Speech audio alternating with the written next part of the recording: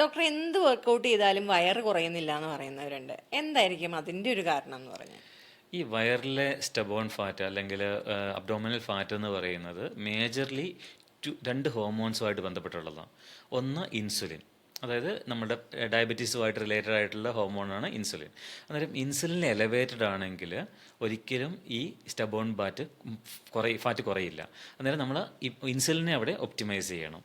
ഇനി രണ്ടാമത്തെ റീസൺ എന്ന് പറയുന്നത് കോർട്ടിസോൾ എന്ന് പറയുന്ന സ്ട്രെസ് ഹോർമോണ്. ഈ കോർട്ടിസോൾ എലവേറ്റഡ് ആണെങ്കിലും നമ്മൾ എന്തൊക്കെ വർക്കൗട്ട് ചെയ്ത് കഴിഞ്ഞാലും എന്താ പറയുക, നമ്മളുടെ ഈ അബ്ഡോമിനൽ ഫാറ്റ് കുറയില്ല.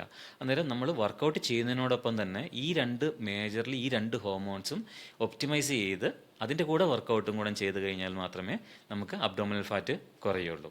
അപ്പൊ ഈ രണ്ട് ഹോർമോൺസിനെ ഒപ്റ്റിമൈസ് ചെയ്യാൻ നമ്മൾ എടുക്കേണ്ട സ്റ്റെപ്സ് അല്ലെങ്കിൽ മെഷേഴ്സ് എന്തൊക്കെയാണ്? ഇൻസുലിൻ ആണ് എങ്കിൽ എക്സ്പെഷ്യലി ഇൻസുലിനെ ഒപ്റ്റിമൈസ് ചെയ്യാനായിട്ട് ഉള്ള കാര്യങ്ങൾ, എക്സ്പെഷ്യലി ന്യൂട്രിയൻസ് ബാലൻസ്ഡ് ആയിട്ടുള്ളൊരു മീല്, അതുപോലെ തന്നെ ഡീടോക്സിഫിക്കേഷൻ ആവശ്യമുള്ള ഒരാളാണെങ്കിൽ ആ ഒരു detoxification, weight training, especially dumbbells ഒക്കെ വെച്ചിട്ടുള്ള വെയ്റ്റ് ട്രെയിനിങ്, ഇതൊക്കെ എന്താ പറയുക ഇൻസുലിൻ്റെ ഒപ്റ്റിമൈസേഷനെ ഹെൽപ്പ് ചെയ്യും.